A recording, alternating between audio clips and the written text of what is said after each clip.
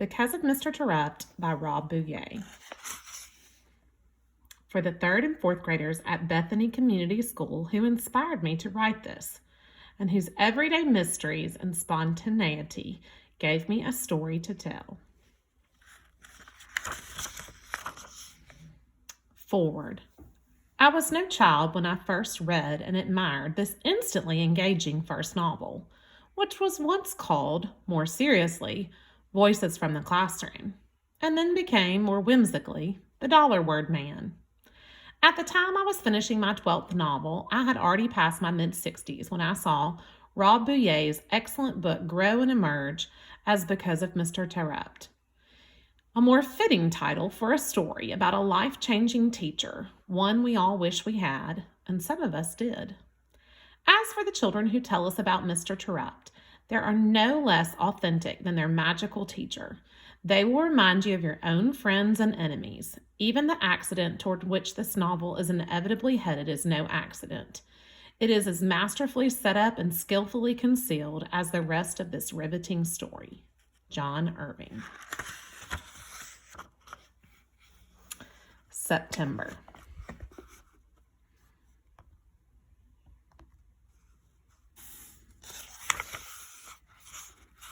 So boys and girls, before I begin this book, I do want to talk to you just for a minute about some things that you're going to notice. One of the things that you're going to notice is that this is all written in first person point of view, and that you're going to see the chapters in the book change from being told by different students in the classroom, much like what you might have remembered when we read The Lemonade War. So, I want you to pay careful attention to each of the characters. They all have their own unique qualities. They all have their own personality, but they are all equally as important in this story. So make sure you think about each one of them as you're reading it. Peter. It's our bad luck to have teachers in this world, but since we're stuck with them, the best we can do is hope to get a brand new one instead of a mean old fart. New teachers don't know the rules, so you can get away with the things the old-timers would squash you for. That was my theory. So I was feeling pretty excited to start 5th grade, since I was getting a rookie teacher, a guy named Mr. Terupt. Right away, I put him to the test. If the bathroom pass is free, all you have to do is take it and go. This year, the bathrooms were right across the hall. It's always been an easy way to get out of doing work. I can be really sneaky like that. I take the pass all the time, and the teachers even never notice. And like I said, Mr. Terupt was a rookie, so I knew he was not going to catch me. Once you're in the bathroom, it's mess around time. All the other teachers on our floor were women, so you didn't have to worry about them barging in on you. Grab the bars to the stalls and swing. Try to touch your feet to the ceiling. Swing hard. If someone's in the stall, it's really funny to swing and kick his door in, especially if he's a younger kid. If you scare him bad enough, he might pee on himself a little. That's funny. Or if your buddy's using the urinal, you can push him from behind and flush it at the same time, and then he might get a little wet. That's pretty funny too. Some kids like to plug the toilets with big wads of toilet paper, but I don't suggest you trying that. You can get in big trouble. My older brother told me his friend got caught and he had to scrub the toilets with a toothbrush. He said the principal made him brush his teeth with that toothbrush afterward too. Miss Williams is pretty tough, but I don't think she'd give out that kind of punishment. But I don't want to find out either. When I came back into the classroom after my 4th or 5th trip, Mr. Terupt looked at me and said, "Boy, Peter, I'm going to have to call you Mr. Peabody, or yet better yet, Peter the Peer. You do more peeing than a dog walking by a mile of fire hydrants." Everybody laughed. I was wrong. He had noticed. I sat down. Then Mr. Terupt came over and whispered in my ear, "My grandpa used to tell me to tie a knot in it." I didn't know what to do. My eyes got real big when he said that. I couldn't believe it. But that didn't matter. Mr. Terupt went back into the front board and the math problem he was going over, and I sat there with my eyes big. Soon a smile, too. "What'd he say?" Marty asked. Marty's desk was right next to mine. "Nothing," I said. Ben and Wendy leaned across the desk to hear. They sat right across from us. Our 4 desks made up table number 3. Mr. Terupt called us by table sometimes. "Nothing," I said again. It would be my secret. How cool was Mr. Terupt? His reaction was better than being yelled at like that old farts would have done. Some kids in my class would have cried, but not me. And somehow, I think Mr. Terupt knew I wouldn't. It was his way of letting me know he knew what was going on without making a huge stink about it. I like that about Mr. Terupt. He sure could be funny, and I'm a funny guy. This year, for the first time in my life, I started thinking school could be fun. Jessica. Act 1, Scene 1. The first day of school, I was nervous somewhat. The sweaty palms and dry mouth syndrome struck. This wasn't surprising after all. I was coming to a brand new place. My mom and I had just moved all the way from the Pacific Ocean to the Atlantic Ocean over here in Connecticut. So it was my first day in Snow Hill School. My mom came to help me get settled. We walked through the glass doors and beautiful entryway and stopped in the main office to ask for directions. A red-haired woman who proved to be exceptional at multitasking greeted us with a smile and a slight nod. She did this while the phone rested between her ear and the shoulder, allowing her hands to scribble notes from a conversation she was having in her free ear with the brown-haired lady standing next to her. We waited. My fingers dug into the hard cover of my books. "Hi, I'm Miss Williams, the principal." This was the brown-haired lady speaking, and she looked serious, all decked out in her business suit. "Welcome to Snow Hill School. Can I help you with anything?" We're looking for Mr. Terupt's room," Mom said. "I'm Julie Reitman, and this is my daughter Jessica, and we're new in town." "Ah, yes. It's a pleasure to meet with you both. Let me show you the way." Miss Williams led us out of the office. I glanced at the secretary one more time. She'd be a great character in one of Dad's plays, I thought. My dad directs small plays in California, where I still wanted to be. "How are you today, Jessica?" Miss Williams asked. "Fine," I said, although this wasn't really true. We followed Miss Williams across the lobby and upstairs in search of my new 5th grade classroom. The hall smelled stuffy but clean, like they'd just been disinfected. I wondered if the custodians had done that on purpose to make a show of how clean their school was. I followed Mom down the blue speckled carpet and past the rows of red lockers, where some kids were already unloading new supplies.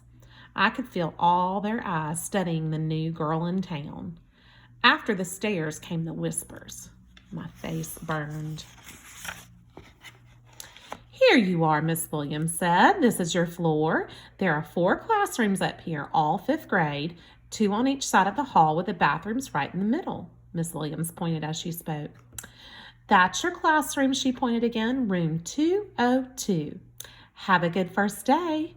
"Thank you," Mom said. I just nodded. Act 1, Scene 2. We walked into the classroom. The teacher looked up from his desk and smiled at us. The butterflies in my stomach fluttered as if I were in a tilt-a-whirl. "Good morning, I'm Mr. Terupt," the teacher said as Mom and I walked in, and he came right over to greet us. "Good morning," Mom said back. "I'm Julie Reitman, and this is Jessica. I think she's a little nervous being a new student." My tongue felt so swollen that I couldn't talk. I settled on returning Mr. Terupt's smile. It was a friendly one. "Well, this is my first day too, so I guess we'll try to figure things out together," he said. My smile grew. "Your seat is right over there at table 2. You're with Natalie, Tommy, and Ryan. Being near the windows should give you some good reading light. That's a great book you have there, Jessica." And I looked down at my book, A Wrinkle in Time. I rubbed my hand over the cover. "I really like happy endings," I said. "Me too," Mr. Terupt said. I'll do my best to give you a happy ending this year." I smiled again. I couldn't believe it. My teacher was new too, and he liked what I was reading. I don't know why, but somehow he made my butterflies disappear and my tongue shrink. Things were going to be okay. Luke. I like school. I'm good at it. I get all A's. So when Mr. Terupt announced our math project, I was so excited. Dollar words was crazy. Definitely not a worksheet problem like all the others I'd ever been given, not even close. We had to assume that the letter A was worth 1 cent, B 2 cents, C 3 cents, and so on, making the letter Z worth 26 cents. The challenge was to find words that equaled $1 when you added up their letter values. Not 99 cents or $1.01, but $1 exactly. Mr. Terupt gave us time to get started. He wanted to make sure we understood the project, and he said he wondered who would be the first one to find a dollar word. I immediately made a data table of all the letters and their corresponding values, a quick reference for me, and then I started putting down any word that came to mind that had some of the bigger letters in it. Pretty, walnut, Mr. And then I thought, hey, wait a minute. What if I just tack on a letter S? Misters equals 103. Huh, no good, but very close. I figured this could still be a worthwhile strategy for other words. So there I was, cranking out words, trying to find the first dollar word of the year, when what do I hear? Peter and Alexia. This is the 4th year Peter's been in my class and my 3rd time with Alexia. Peter's funny, but sometimes he gets to be too much. If I'm concentrating on my work and he just wants to joke around, it annoys me. But I like him. He's fun and he's no stranger to trouble. Alexia, on the other hand, is always involved in some girl war.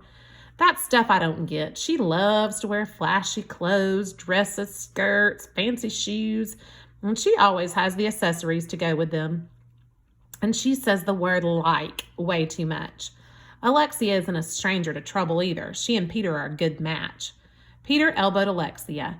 Then I heard him whisper a word to her. That's not even close to $1, I thought. 53, Alexia said. No good, try. Were they crazy? They were trying out rude words and giggling the whole time. I just knew they were going to get caught. That's no good either, Peter said. Maybe. What a butthead. As soon as I thought it, I knew it was a word worth calculating. Sure enough, butthead equaled 81, and I tacked on the S, and there was just one butthead, but 2 buttheads. Dollar word. I was about to call out what I had found when Peter beat me to it. I've got a word, he yelled. Buttocks. And he strutted to the board like he was the coolest thing since sliced bread and wrote it for the class. Buttocks, he said again. Buttocks. Peter went on to demonstrate how the word added up to $1. And Mr. Terupt didn't interrupt. Just as I was about to, the new girl did. Buttocks is spelled with a K in it, Peter, Jessica said. Peter looked to Mr. Terupt. Sorry, Peter, she's right. Better try again. Maybe you should choose a different type of word than the ones you've been thinking of coming up with. Peter slunk back to his seat. No surprise to me, Mr. Terupt knew what Peter was up to the whole time. I raised my hand. Mr. Terupt, I've got one. And I walked up to the board and I wrote butthead. That was followed by a chorus of laughs. Butthead, I said. Butthead adds up to 81 cents. And if we have more than one, then we get buttheads. And buttheads is a dollar word. Just ask Peter and Alexia. Mr. Terupt snickered. That's enough, Luke. I must say this isn't a word I was expecting. But nonetheless, it's our first dollar word. Congratulations. Dollar words was the best math project ever. We started it on Wednesday, dollar word, and worked for 3 weeks. Through trial and error, a few strategies that I'd learned along the way, and some helpful hints from Mr. Terupt, I broke the record for the most dollar words. My final poster was covered with 54 of them. Mr. Terupt looked at my work and smiled. Luke, this is excellent. Dollar word. You are the dollar word champ. Alexia. I was like, I have this new guy for a teacher. That's so cool. Mr. Terupt was nice. He lets us sit in tables, not rows. I was like, no way. Are you serious? And like the best was I got to sit with my friend Danielle. There was this new girl in our class, Jessica. She wasn't at our table, but I needed to talk to her. I needed to tell her who she could be friends with. She seemed like she could be pretty cool, even though she carried a book around like a teddy bear. I found her at recess. Outdoor recess is held behind the school. There's a big blacktop area with basketball hoops and hopscotch. There's the playground equipment in another spot and a large field for running around and playing sports like kickball or football. That's where the gazebo is, too, by the edge of the field. I found Jessica sitting alone on the steps of the gazebo, and she was reading a book, and I was like, oh, what a loser. But I went up to her. Hey, I said. Hi, she said back. You're Jessica, right? Yes, and I blew a bubble with my gum and sat down. I'm Alexia, I said. My friends call me Lexi. I found the compact mirror in my purse and checked my rock star purple lip gloss. And then I was like, where'd you come from? We moved from California, the new girl said. I used to live in California too, and I started playing with the stones that lay under my feet. It's always been easier for me to lie when I don't have to look at the person's eyes. We moved because like my dad got sick and needed the doctors here. I'm sorry, Jessica said, and she started playing with the stones now too. Listen, I said, like you're new here, so let me help you out a little, okay? If you want, that is, and I smacked my gun. Sure, okay. I stopped playing with the stones and scooted closer to her. Want a piece of gum? No, thanks, she said. Ah, of course not, little Miss Perfect. I put the gum back in my purse. That girl, I said, pointing to Danielle across the playground. You can't miss her. She's the fat one. I laughed, but Jessica didn't. That's Danielle. Watch out for her. She's like somebody you don't want to be friends with. But don't you sit with her in class? I thought you were friends. I wasn't expecting this. Usually girls just listen and follow along. I blew a bubble and snapped my gum again. Yeah, she used to be cool, but like she's been saying stuff about you, calling you Miss Goody Two-Shoes and a snooty bookworm. Jessica seemed surprised. Oh, okay. Thanks for letting me know, she said. Don't worry. I put my arm around her. Stick with me and I'll help you out. It'll be great. And then recess ended. That's how I got the girl war started. Jeffrey. The kids in my class are all right. I have to deal with Alexia again, plus her feather boas and leopard print clothes and her stupid purse. I wonder what kind of makeup she puts on this year. She's so dumb. She thinks she's a Hollywood star or something. And then there's Luke. I don't mind him. He's just smart and serious about school. And Danielle's in my class. She's fat. And then there's Peter, a wise guy, total smart aleck. I wanted to tell Terupt that Peter spent all his time in the bathroom because he was messing around. But Terupt figured it out, even if he was new. He seemed smart. I just don't want him trying to figure me out. I'm no good in school. School sucks. Danielle. School wasn't so great. My teacher seemed pretty nice, and he could have been funny too, but none of that matters when you don't have friends. Lexi has done this stuff to me before.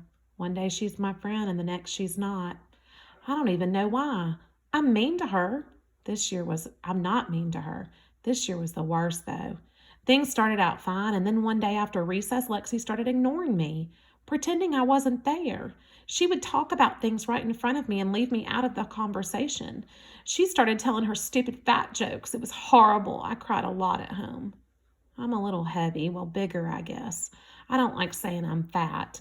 I don't know why I am. I watch what I eat and I don't have any more than the other girls at lunch. Mom says I'll grow into my body. She's not fat, neither's my brother Charlie or grandma or grandpa or dad. Grandma says, you gotta have some meat in your bones, girl. Yeah, Grandma, I think so. Someone like Lexi can tell fat jokes about me. I don't say anything, though. Grandma doesn't get it.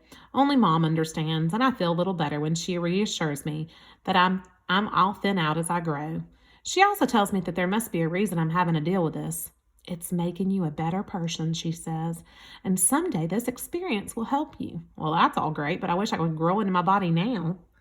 We live on a farm. My mom grew up here. My grandma and grandpa live in their own house next to ours. They help us run the farm. So my grandma's around a lot, and she wanted to know what was wrong with me when I was crying.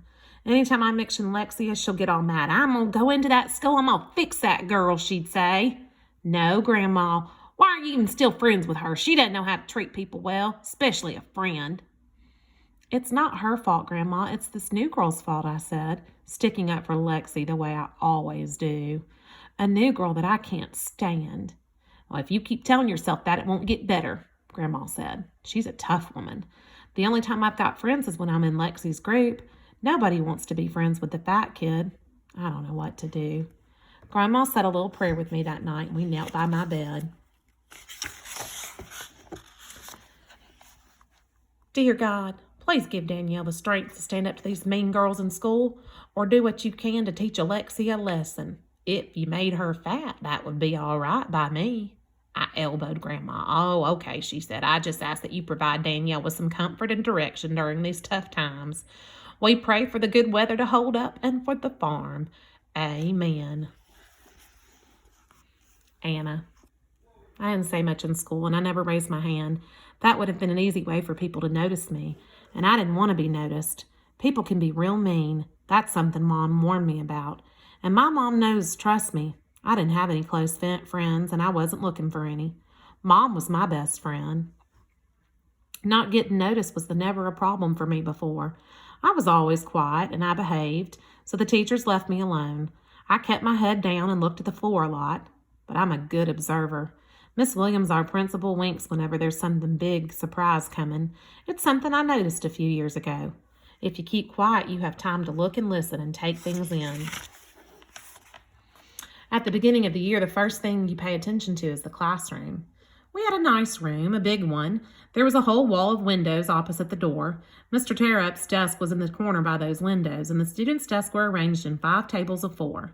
So right away, I knew we had a teacher who was in for teamwork and who didn't mind a little talking. Otherwise, we would have been in old-fashioned rows. The front of the room had the blackboard, and the back wall had a whiteboard. The last side of the room had all our cabinets and a sink, plus a drinking fountain. Most of the room was carpeted, except for the side by the sink and the fountain. Our door was next to the fountain. The other thing, the bigger thing that pay attention to in the beginning is your teacher, especially if he's new like Mr. Terupt. Right away, I could tell he was a reader, because there were books everywhere in our room. Mom liked that when I told her. Mom's a library assistant in another school. It's a good job. She has the same schedule I do, and it allows her to take some classes at night. She's studying art, something she missed out on when she was younger. She's really good at drawing and painting. Mr. Terupt was young and athletic looking. He didn't have any pictures around his desk, and he didn't wear a wedding ring. Miss Newberry from across the hall didn't have a wedding ring either, and neither did Mom. Mr. Terupt turned out to be different. He noticed me on the first day. It didn't matter that I wasn't raising my hand, because he would say, Anna, get ready. I'm calling on you next. Or if we were talking about something and there wasn't just one opinion, he would say, Anna, what do you think? He wasn't going to let me hide all year. This made me nervous, but it turned out to be a good thing in the end. All right, boys and girls, that's the end of that's the end of the month of September. So let's review the characters that you were introduced to. You were introduced to Peter. You had Jessica. Notice their names are in different print at the title of each of their chapters.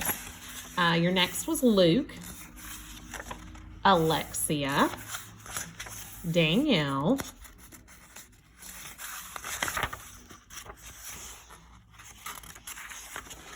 Anna was our last character.